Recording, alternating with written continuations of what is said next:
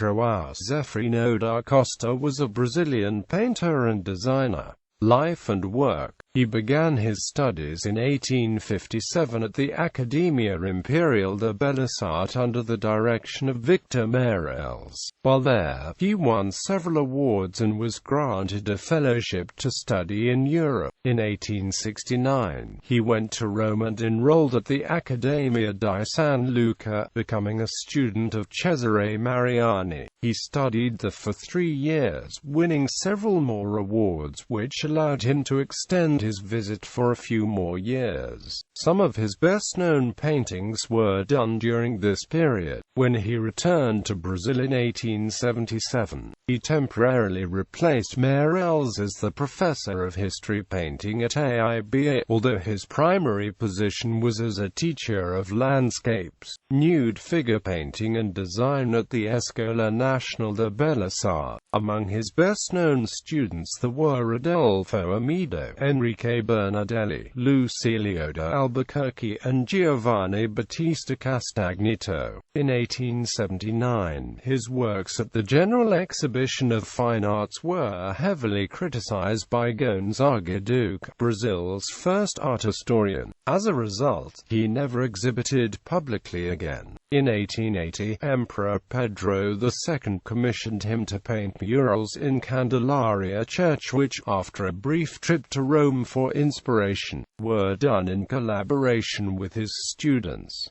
His rendering of the Virgin Mary surrounded by the 7 virtues is considered to be his masterpiece. In 1890, he became a deputy director at ENBA. 2 years before his death, he was called upon to help restore his murals, but his hands were so badly twisted by rheumatism that other painters had to be employed to do the work. He wrote a book, Mecanismos e Propósitos da Figura Humana, which was published the year after his death and presents the essence of his artistic credo. Selected paintings.